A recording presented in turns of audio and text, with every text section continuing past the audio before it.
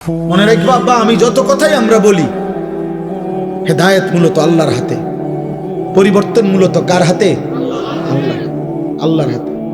এটা নবীজিকে আল্লাহ আগে বলে রাখছে, বন্ধু দাওয়াত দিবেন আপনি, লোক নিমু আমি। দাওয়াত দিবেন আপনি, লোক নেব কি আমি। আপনি দাওয়াত দেন সবাই রে, যে দূর লোক লাগে, যে কয়জন সাহাবী লাগবে ইসলামের জন্য, ইমানের জন্য, কালেমার বিজয়ের জন্য, এটি আমি নেব। এই জন্য নবীজি আবু বকরকেও দাওয়াত দিছে, আবু জেহেলকেও দাওয়াত দিছে, ওমরকেও দাওয়াত দিছে, আবু লাহাবকেও দাওয়াত দিছে, উসমানকেও দাওয়াত দিছে, উতবাকেও দাওয়াত দিছে, আলীকেও দাওয়াত দিছে, শাইবাকেও দাওয়াত দিছে। ও আপনি যেই কোনো হুজুর রেজি গায়েন, 8 জন মানুষের নাম বলছি আমি এখন, এই 8 জনই একই বংশের, কোরাইশ বংশের, এক এলাকার, এক মহল্লার। আল্লাহ বলছে, বন্ধু আবু বকরকে আমি নিলাম, আবু জেহেলকে নিলাম না, ওমরকে নিলাম, আবু লাহাবকে নিলাম না, ওসমানকে নিলাম, উতবাকে নিলাম না, আলীকে নিলাম, শাইবাকে নিলাম না। এদেরকে কেন নিলেন? আমার ইচ্ছা। এদেরকে কেন নিলেন না? আমার ইচ্ছা। কার ফয়সালা?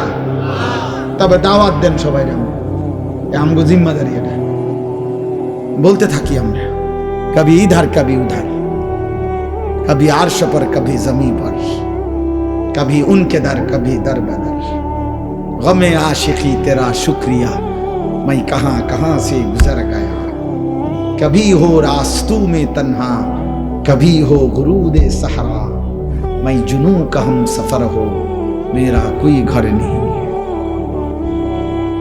আল্লাহর দিকে যে ডাকে তার কোনো ঘর হয় না, উম্মতের দুয়ারই তার ঘর,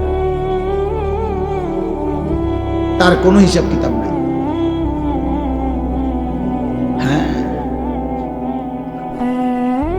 এজন্য ভাইয়া পরিবর্তন তো আল্লাহ করবে, হেদায়েত তো আল্লাহ দিবে, আল্লাহ দিবে।